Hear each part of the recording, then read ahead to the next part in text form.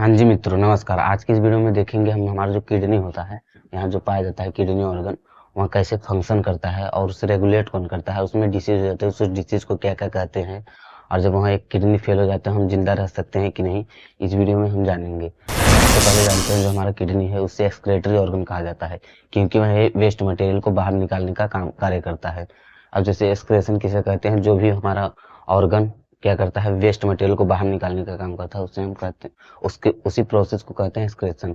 और जो ऑर्गन निकालता है उसे कहते हैं एक्सक्रेटरी ऑर्गन। अब जैसे एग्जांपल के तौर पर एक क्लास में यदि 60 लोग पढ़ रहे हैं और एक टीचर पढ़ा रहा है, तो यदि कोई उसमें अनुशासनहीनता कर रहा है उसे निकाल दिया जाए, तो वहाँ क्या हो गया, जो लड़का जिसे निकाल दिया जाएगा वहाँ वेस्ट मटेरियल हो गया, और जो टीचर है वहाँ एक एक्सक्रेटरी ऑर्गन हो गया। और इस पूरे प्रोसेस को क्या कहेंगे हम, एक्सक्रेशन। और जो हमारा क्लासरूम और टीचर और बच्चे की बात की, वो हमारा एक बॉडी है, तो बॉडी में से जो एक्सक्रेटरी ऑर्गन है वहाँ वेस्ट मटेरियल को बाहर निकाल देगा, उसी को कहते हैं वे एक्सक्रेटरी ऑर्गन, और उसके प्रोसेस को कहते हैं एक्सक्रेशन। तो एक्सक्रेशन जो होता है अलग अलग ऑर्गेनाइज में अलग अलग होता है। तो हम जैसे जो यूरिया रिलीज करते हैं उन्हें यूरियोटेलिक कहा जाता है, जो यूरिक एसिड रिलीज करते हैं उन्हें यूरिकोटेलिक कहा जाता है, जो अमोनिया रिलीज करते हैं उन्हें अमोनोटेलिक कहा जाता है। तो देखेंगे अमोनोटेलिक कौन कौन से होते हैं, तो हमारे एक्वाटिक इंसेक्ट और फिश, बोनीफिशेस। और बोनीफिशेस भी हमारे कौन होते हैं, अमोनोटेलिक। जब इनका एक्सक्रेशन होता है तो इसे कहा जाता है अमोनोटेलिक। यूरिकोटेलिक क्या क्या होता है दोस्तों, तो यूरिकोटेलिक में होता है हमारा हमारा होता है इंसेक्ट, बर्ड बर्ड और इंसेक्ट। बर्ड और इंसेक्ट क्या होता है, यूरिकोटेलिक। यहाँ यूरिक एसिड रिलीज करते हैं, इसमें सबसे कम आवश्यकता है किसकी, मिनिमम लॉस ऑफ वाटर होता है यूरिकोटेलिक में। इनका जो वेस्ट मटेरियल होता है वह पेलेट्स के फॉर्म में या पेस्ट के फॉर्म में रिलीज होता है यूरिकोटेलिक का। और यूरिकोटेलिक में जैसे हम सब मैमल्स हैं और टेरेस्ट्रियल एम्फीबियन होते हैं, तो अमोनोटेलिक क्या रिलीज करते हैं, अमोनिया। यूरिकोटेलिक यूरिक एसिड, और मैमल्स जो है यूरिया रिलीज करते हैं। ठीक है, तो टेरेस्ट्रियल एम्फीबियन, एम्फीबियन का मतलब दोस्तों उसमें क्या हो गया, एम्फीबियन, एम्फी का मतलब होता है डुअल, और बियन का मतलब होता है कि वह लैंड और टेरेस्ट मतलब वाटर और लैंड दोनों पर सरवाइव कर सके, उसे एम्फीबियन कहा जाता है। एम्फीबियन माने वह दोनों जगह रह सके, जैसे फ्रॉग वहाँ पानी में भी रह सकता है और जमीन पर भी रह सकता है, उस ऑर्गेनाइज में क्या क्या कहेंगे हम लोग, एम्फीबियन। अब हम सब देखेंगे जो एक्सक्रेटरी ऑर्गन होता है हमारे बॉडी में कौन कौन सा पाया जाता है। आज तो हम मेन एक्सक्रेटरी ऑर्गन किडनी के बारे में पढ़ेंगे, जो कि यहाँ लोकेटेड होता है हमारा। लेकिन देख लेते हैं जनरली कौन कौन होता है। हमारा सबसे पहला हो जाता है स्किन। यह स्किन क्या करता है, रिलीज करता है स्वेट। स्वेट क्या है, वेस्ट मटेरियल है। स्वेट में जो दोस्तों मिला होता है सोडियम क्लोराइड। जो कभी कभी आप देखते होंगे जब गर्मी में किसी को ज्यादा पसीना निकल जाता होगा, जब ज्यादा स्वेट रिलीज करते हैं उसे चक्कर आ जाने लगता है, तो उसे नमक पानी दिया जाता है। तो नमक पानी में थोड़ा सा चीनी भी मिला दिया जाता है, जिससे कि उसे दोबारा एनर्जी मिल सके। तो स्किन हमारा रिलीज करता है किसको, स्वेट को। यदि स्वेट ज्यादा मात्रा में हो तब चक्कर आने लगता है, ऐसे ही नहीं। और हमारा रिलीज करता है सेबेसियस ग्लैंड को, सेबेसियस को। सेबेसियस रिलीज करता है एक वैक्सी ऑयली लेयर होता है हमारे बॉडी के ऊपर, नाक के ऊपर कभी कभार जम जाता है, तो उसे भी रिलीज करने का कौन हमारा काम करता है, स्किन। दूसरा हमारा हो गया लंग्स। तो लंग्स का मेन फंक्शन होता है हमारा CO2 को रिलीज करता है। जैसे हम ऑक्सीजन को लिए CO2 को रिलीज कर रहे हैं, हम जीवित भी हैं तो लंग्स की वजह से। एक एक सांस जो है हमारा है वह लंग्स जो है वह CO2 रिलीज कर रहा है, तभी तो हम जी रहे हैं। नहीं तो अगर लंग्स CO2 रिलीज करना छोड़ देगा तो आप सब मर जाएंगे, सब लोग मर जाएंगे। लंग्स का क्या हो गया, CO2, और क्या रिलीज करता है, और जो इसे हिंदी में लिखते हैं बलगम। जो भी हमारे कफ जम जाता है कभी कभार हमारे बॉडी के अंदर या नाक के अंदर कुछ जम जाता है, तो उसे लंग्स जो है प्रेशराइज करके बाहर निकालता है, वह भी एक वेस्ट मटेरियल है, उसे रिलीज करने का काम करता है हमारा जो होता है लंग्स। और लार्ज इंटेस्टाइन का तो आप सब जानते होंगे, हमने डाइजेशन और एब्जॉर्प्शन वाले में बताया था लार्ज इंटेस्टाइन का मेन फंक्शन, और उसके जितने पार्ट होते हैं सब बताया था। यदि आप सब नहीं देखे हैं तो वह वीडियो डिस्क्रिप्शन बॉक्स में हम उसका लिंक डाल देंगे, आप सब देख लीजिएगा। तो यह क्या करता है, अनडाइजेस्टेड फूड को बाहर निकालने का काम करता है हमारा लार्ज इंटेस्टाइन। अनडाइजेस्टेड फूड को बाहर निकालने का काम करता है कौन, हमारा लार्ज इंटेस्टाइन। अब हमारा सबसे मेन फंक्शन आता है हमारे लीवर का। लीवर दोस्तों क्या करता है, वहाँ अमोनिया को कन्वर्ट करता है, अमोनिया से कन्वर्ट करता है किसमें, यूरिया में। देखिए जब हमारे बॉडी में मेटाबॉलिज्म हो रहे होते हैं, जब हमारे बॉडी में कई सारे रिएक्शन हो रहे होते हैं, तो जी अमोनिया जो है वहाँ रिलीज होता है। तो अमोनिया जो होता है उसे कन्वर्ट करता है यूरिया में कौन, लीवर। अमोनिया जो है वहाँ हमारे शरीर के लिए वह एक खतरनाक होता है, इसलिए उसे यूरिया में कन्वर्ट कर देता है। तो जब यह यूरिया में उसे कन्वर्ट कर देता है तो यह कहाँ जाता है, वहाँ जाता है हार्ट के पास। हार्ट हार्ट के पास कैसे जाता है दोस्तों, तो लीवर से जो सुपरियर और इन्फीरियर वेना केवा होती है, तो इन्फीरियर वेना केवा के थ्रू इन लीवर से पहुंच जाता है हार्ट में। और हार्ट के बाद यहाँ कहाँ जाता है, हार्ट के बाद पहुंच जाता है किडनी में। किडनी क्या करती है, इसे इसे फिल्ट्रेट करती है। किडनी इसे फिल्ट्रेट कर कर हमारा बाहर निकाल देती है, एक्सक्रेट आउट कर देती है हमारे बॉडी से। एक्सक्रेट आउट माने हमारे बॉडी से इसे रिलीज कर देती है, किसी यूरिया को। तो किडनी का हमारा मेन फंक्शन क्या हो गया, यूरिया को रिलीज कर देती है हमारे बॉडी को, और फिल्ट्रेट करती है ब्लड को, फिल्ट्रेट करती है ब्लड को। तो आज की इस वीडियो में हम मेन फंक्शन देखेंगे किसका, किडनी का।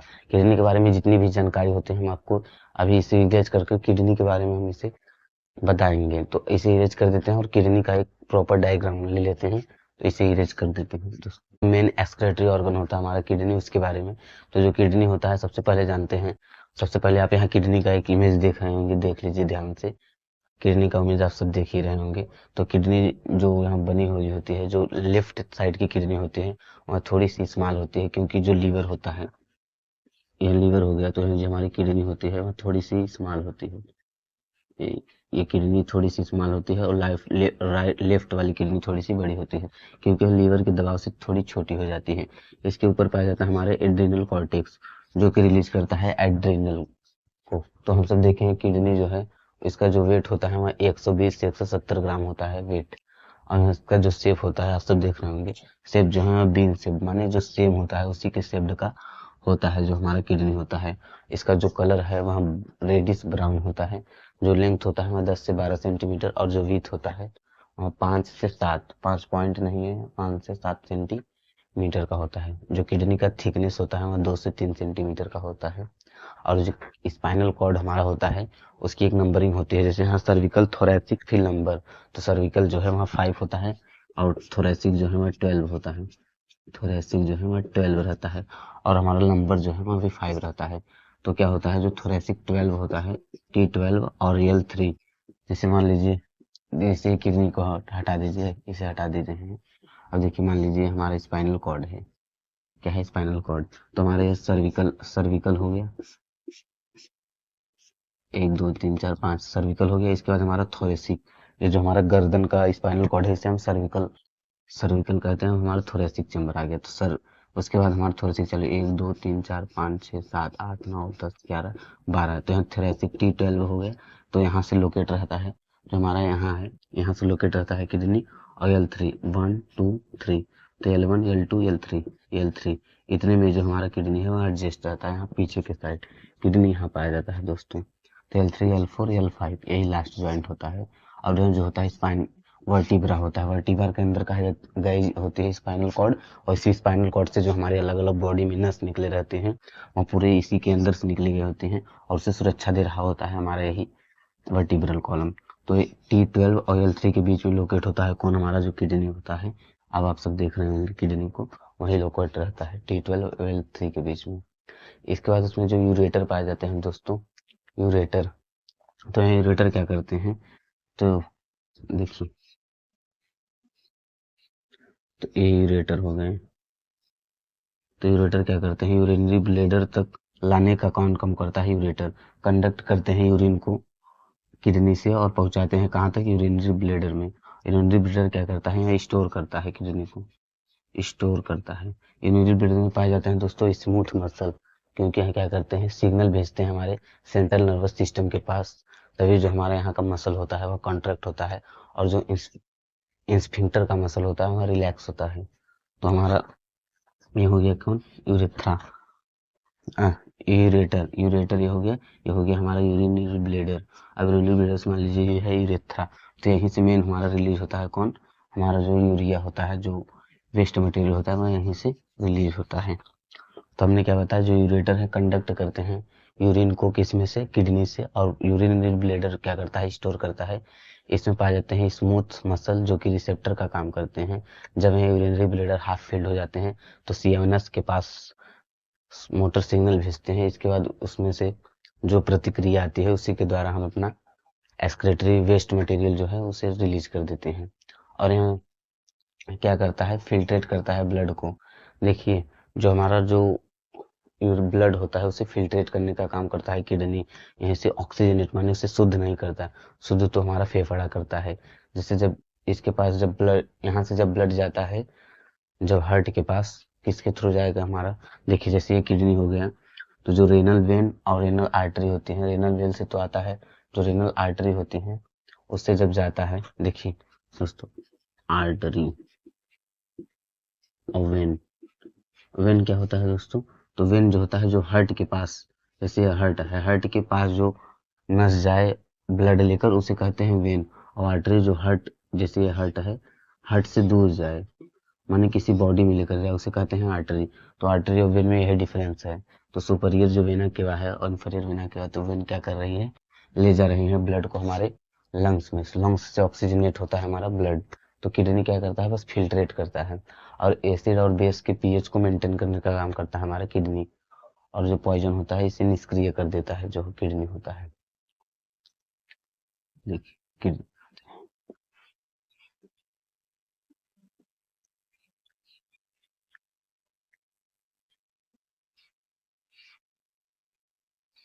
और यहाँ दोस्तों एक नोच पाया जाता है जिसे हम हाइलम कहते हैं। हाइलम कण के सरफेस पे पाया जाता है, उसे हम हाइलम कहते हैं। हाइलम, ठीक है। तो यहाँ एक नोच पाया जाता है उसे हम हाइलम कहते हैं। इसके बाद जो हमारा नेफ्रॉन होता है, नेफ्रॉन, यहाँ 8 लाख नेफ्रॉन पाया जाता है किडनियों में। नेफ्रॉन, यहाँ नेफ्रॉन क्या है, जैसे जो सेल है वो स्ट्रक्चर और फंक्शन यूनिट है लाइफ का, ऐसे नेफ्रॉन जो है वह स्ट्रक्चर और फंक्शन यूनिट है किसका, किडनी का। बिना नेफ्रॉन के जो किडनी है वह कुछ कार्य नहीं कर सकती, क्योंकि किडनी का कार्य क्या होता है कि वह ब्लड को फिल्ट्रेट करे और यूरिन जो है वो उसका फॉर्मेशन करे। तो किडनी में ये जो नेफ्रॉन होता है यही कार्य करता है उसका पूरा किडनी, किडनी का। तो इसीलिए इसे कहा क्या जाता है, यूनिट ऑफ किडनी। तो किडनी का यूनिट हमारा कौन हो गया, नेफ्रॉन। तो सबसे पहले हम देखेंगे जो नेफ्रॉन होता है इसके कितने पार्ट होते हैं। तो नेफ्रॉन का आप यहाँ चित्र देखिए, जो नेफ्रॉन होता है, देखिए यह है नेफ्रॉन, यहाँ बना होगा अफेरेंट आर्टेरियोल, इसे कहते हैं अफेरेंट आर्टेरियोल। फिर यहाँ आकर वहाँ कुछ गुच्छे नामक संरचना बनाई होंगी, उसे कहते हैं ग्लोमेरुलस। ग्लोमेरुलस आप सब वो इस इमेज में देखिए कितना क्लियर दिखाई दे रहा है, उसे कहते हैं ग्लोमेरुलस। ये क्या हो गया, ग्लोमेरुलस। इसे कहते हैं बोमेन कैप्सूल, बोमेन कैप्सूल। तो क्या हो गया, इसे कहते हैं अफेरेंट आर्टेरियल। और जो गुच्छ नामक संरचना इस कप में पड़ा हुआ है उसे कहते हैं ग्लोमेरुलस। और जो कप है इसका नाम होता है बोमेन कैप्सूल। और ये जो कप से निकला हुआ है इसे कहते हैं पीसीटी, प्रॉक्सिमल कन्वेंट्रल ट्यूबुल्स। इस पीसीटी से एक नीचे आया हुआ है ऐसे, उसे कहते हैं हेनले लूप। क्या कहते हैं, Henle loop, Henle loop, Henle loop, इसे क्या कहते हैं, हेनले लूप। आप सब उसमें देख रहे होंगे। तो हेनले लूप जो होता है इसे यहाँ नीचे की तरफ जा रहा होता है इसलिए इसका descending limb of Henle loop, और यह ऊपर की तरफ उठ रहा है इसलिए इसे ascending limb of Henle loop. और जब यह ऐसे जाकर मिलता है इसे क्या कहते हैं, डिजिटल कन्वर्टेड ट्यूब्यूल्स माने डीसीटी। यहाँ पीसीटी था, यहाँ डीसीटी। फिर लास्ट में पाया जाता है कलेक्टिंग डक्ट। क्या पाया जाता है, कलेक्टिंग डक्ट। देखिए नेफ्रॉन में सबसे ज़्यादा जो सबसे ऊपर पार्ट पाया जाता है उसे कहते हैं अफेरेंट आर्टेरियोल, जहाँ से ब्लड आता है। इसके बाद गुच्छा नामक जो संरचना है, जैसे मान लीजिए वो बोमेन कैप्सूल है, तो यदि गुच्छा नामक संरचना इसमें धर दीजिए इसे, तो इसे कहेंगे ग्लोमेरुलस और इसे कहेंगे बोमेन कैप्सूल, इसे कहेंगे पीसीटी। और जब इसे ऐसे बना दें तो इसे और इसे, इन दोनों को मिलाकर क्या कहेंगे हम, हेनले लूप। और हेनले लूप के बाद इसे हम कह देंगे कलेक्टिंग डक्ट, इसे क्या कह देंगे, कलेक्टिंग डक्ट। तो जो नेफ्रॉन होता है इसका मेन 3 फंक्शन होता है। सबसे पहले यह क्या करता है, ब्लड को फिल्टर करता है। इसके बाद ब्लड को रीएब्जॉर्प्शन कराता है यहाँ से। इसके बाद क्या कराता है, सिक्रेट करता है। नेफ्रॉन का 3 मेन फंक्शन हो गया, कौन कौन सा।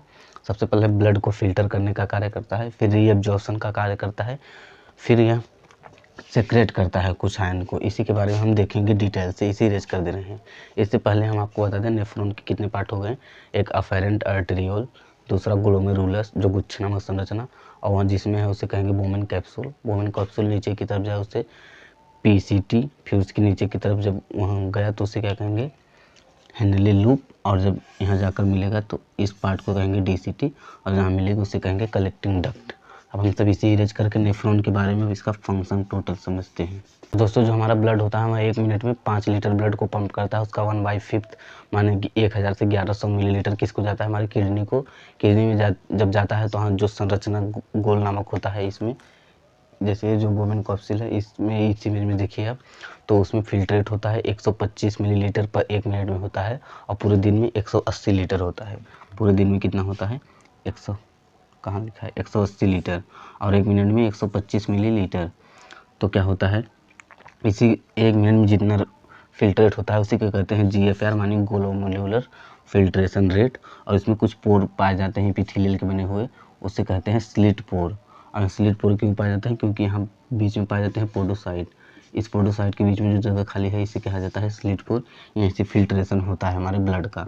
और जो हमारा नेफ्रॉन होता है वो उसका शेप होता है एयर पिन शेप, और जो वासा रेक्टा होता है उसका शेप रहता है यू शेप। वासा रेक्टा क्या है, यह एक पेरिट्यूबुलर कैपिलरी नेटवर्क का एक जाल है जो कि यहाँ से जुड़ी हुई होती है, जो कि रीएब्जॉर्प्शन का काम करती है। यहाँ से जो ब्लड 180 लीटर पर डे जो हमारा फिल्ट्रेट हो रहे हैं, उसमें से जो 99% ब्लड है वह उसे रीएब्जॉर्ब कर लेगा कौन, वासा रेक्टा। और 1 से 1.5 लीटर जो है वह यूरिन बन के और बॉडी से बाहर जाएंगी, जो कि वेस्ट मटेरियल जिनमें यूरिया है। इसके बाद जो हमारा दूसरा टॉपिक है, पहले हमने कहा फिल्ट्रेशन होगा, इसके बाद रीएब्जॉर्प्शन होगा। तो रीएब्जॉर्प्शन का काम कौन करेगा, वासा रेक्टा। इसके बाद हमारा क्या होगा, इसके बाद होगा सेक्रेशन। और सेक्रेशन क्या क्या होता है दोस्तों, तो हाइड्रोजन हो गया, पोटासियम हो गया और अमोनिया हो गया। यह सब क्या होते हैं, सेक्रेट होते हैं जब यूरिन का फॉर्मेशन होता है या यूरिन बाहर निकलता है। क्यों, क्योंकि यह क्या करते हैं, बैलेंस करते हैं, आयनिक बैलेंस करते हैं। किडनी का दोस्तों काम क्या होता है कि जो भी हमारे ब्लड में उल्टा पुल्टा चीज़ है उसे वहाँ बैलेंस करने का काम कर। जैसे कोई चीज़ ज़्यादा हो गया तो उसे वहाँ कम कर दे, नॉर्मल कर दे, या कम हो गया उसे भी नॉर्मल कर दे। तो इसलिए जो हाइड्रोजन और पोटासियम और अमोनिया है, यह नेफ्रॉन के अंदर बैलेंस का कार्य करते हैं, आयनिक बैलेंस के। तो नेफ्रॉन के हमने सारे फंक्शन आप सबको दिखा दिए हैं। इसके बाद जब हमारा ब्लड यहाँ पहुँच जाता है तो 1.5 लीटर जो होता है, तो यहाँ से हो DCT के होते कलेक्टिंग डक्ट तक पहुँच जाता है। इस कलेक्टिंग डक्ट से जुड़े होते हैं हमारे यूरेटर, और यूरेटर से पास होते हुए वहाँ पहुँच जाता है कहाँ तक, यूरिनरी ब्लैडर तक। यूरिनरी ब्लैडर, ये हमारा यूरेटर है। तो यहाँ पहुँच जाते हैं यूरिनरी ब्लैडर तक। जब यहाँ हाफ फिल्ड हो जाते हैं तो सिग्नल भेजते हैं ब्रेन के पास, तब वहाँ से सिग्नल आता है और इसे रिलीज करके बाहर निकाल दिया जाता है, जो हमारा वेस्ट मटेरियल होता है। तो हम सब देखेंगे कि जब हमारा नेफ्रॉन सही तरीके से काम नहीं करता है, नेफ्रॉन बिगड़ जाता है, तब क्या होता है। नेफ्रॉन दोस्तों यदि बिगड़ जाता है तो क्या होता है, अभी इसे इरेज करके देखेंगे कि अगर एक किडनी खराब हो गई है तो अभी वह जीवित रह सकता है। यदि दोनों किडनी खराब हो गई तो उसे आवश्यकता पड़ती है किसकी, डायलिसिस की। डायलिसिस में क्या होता है, एक मशीन होता है डायलिसिस का। यदि आपका नेफ्रॉन सही से काम नहीं कर रहा है तो उस डायलिसिस मशीन में आप जाएंगे हॉस्पिटल में और आपका डायलिसिस कराया जाएगा। डायलिसिस दोस्तों कैसे होता है, आप मशीन देख रहे होंगे, तो इस मशीन से जैसे हमारा ये हाथ हो गया तो यहाँ पर 2 नस जोड़ा जाएगा, एक आर्टरी यहाँ से निकाल ली जाएगी और एक जो वेन होगा, दोनों यहाँ पर जोड़ दिया जाएगा। जब यह डायलिसिस बार बार होता है तो यहाँ एक फेस्टुला बना देते हैं। तो यह डायलिसिस में करते हैं क्या, जब हमारा ब्लड जाता है उस मशीन में जो डायलिसिस का होता है, जो आप देख रहे हैं, जब जाता है तो हमारे ब्लड को प्योर करके दे देता है। तो यहाँ कितने दिन में होता है, जब आप नॉर्मल स्टेज में रहेंगे तो आपको 30 डे बाद डायलिसिस से करवाएंगे। यदि आपका जो नेफ्रॉन होता है उसका रिकवरी रेट बहुत ही कम होता है, जैसे यदि किसी का रुक कर 50% आ गया है तो वह 50% पर ही अड़ा रहेगा, उससे नीचे चला जाएगा भले, लेकिन वह ऊपर नहीं जाएगा। रिकवरी रेट नेफ्रॉन का बहुत कम होता है। तो इससे बढ़िया जो डायलिसिस होता है उसमें कराया जाता है। और यदि डायलिसिस से भी वह जीवित नहीं रह सकता है तो उससे क्या किया जाता है, ट्रांसप्लांटेशन। तो ट्रांसप्लांटेशन कैसे कराया जाता है, उसी प्रोसेस को कहते हैं हेमोडायलिसिस। तो ट्रांसप्लांटेशन माने जो आर्टिफिशियल किडनी होती है उसे लगा दिया जाता है, या किसी का किडनी ट्रांसप्लांट किया जाए तो उसे क्या कहते हैं, हेमोडायलिसिस। या आर्टिफिशियल किडनी लगा दिया जाए या किसी का किडनी ट्रांसप्लांट करके लगा दिया जाए। अब जो किडनी होती है उसमें हमारी कौन कौन सी बीमारी होती है दोस्तों, तो उसमें जो सबसे पहली बीमारी होती है, यदि यूरिया ज़्यादा सेक्रेट होने लगे तो उसे कहते हैं यूरेमिया। अगर यूरिन में यूरिया ज़्यादा होने लगे तो उसे यूरेमिया कहते हैं। कीटोन पास होने लगे तो उसे कहते हैं कीटोनूरिया। हेमोग्लोबिन तो हेमोडोरिया। और यदि हमारे जो यूरिन है उसमें क्या पास होने लगे, हमारे कीटोन, तो क्या कहेंगे कीटोनेरिया। और जो ग्लोमेरुलस है उसमें जलन महसूस होने लगी, माने इन्फ्लामेशन होने लगी ग्लोमेरुलस में, तो कहते हैं ग्लोमेरुलर नेफ्राइटिस। ग्लोमेरुलर नेफ्राइटिस क्या कहते हैं? Glomerular nephritis. और दूसरा हो गया हमारा रेनल कैल्कुलाई। रेनल कैल्कुली, इसमें क्या होता है दोस्तों, जो किडनी होता है, आप सुने होंगे किडनी में पत्थरी हो गया है, तो पत्थरी इसमें कैसे होता है, जो स्टोन होते हैं, इनसॉल्युबल जो पार्ट होते हैं, जब वहाँ किडनी में जम जाते हैं तो उससे क्या कहते हैं, पत्थरी हो गया है, तो उससे ऑपरेशन करके डॉक्टर द्वारा निकाल दिया जाता है। तो हमने किडनी का फंक्शन चारों ओर से देख लिया है, जो किडनी के अंदर नेफ्रॉन होता है उसका भी फंक्शन देख लिया है दोस्तों। तो सबसे पहले देखिए, हम आपको एक ओवरव्यू देना चाहते हैं पूरे टॉपिक का। किडनी जो है वो हमारे यहाँ पाया जाता है, माने T12 और L3 के पीछे लोकेट होता है हमारा किडनी, 2 शेप्ड का होता है। और जो राइट किडनी होती है वह थोड़ी सी छोटी होती है, क्योंकि वह लीवर से दबी हुई होती है। यह फंक्शन करता है ब्लड को फिल्ट्रेट करने का, यूरिन को बनाने का, बॉडी को बैलेंस करने का, आयनिक और बैलेंस करता है हमारे पूरे ब्लड को। यदि किडनी किसी की खराब हो जाएगी तो उसकी मौत हो जाती है। एक किडनी खराब हो उसे डायलिसिस कराने की आवश्यकता होती है, जिससे कि वह ब्लड फिल्ट्रेट कर दे, जिसमें कैल्शियम और अमोनिया, हाइड्रोजन, ग्लूकोज लेवल सब उसमें दिखाया जाता है। और यदि किसी को बीमारी है तो वह उसे इलाज करवा कर वह ठीक रह सकता है, और कोई एक किडनी पर भी जीवित रह सकता है। तो इसी के साथ हमारा जो यह वीडियो है यह समाप्त होता है। उम्मीद करते हैं आपको सभी बातें समझ में आई होंगी। तब तक के लिए जय हिंद।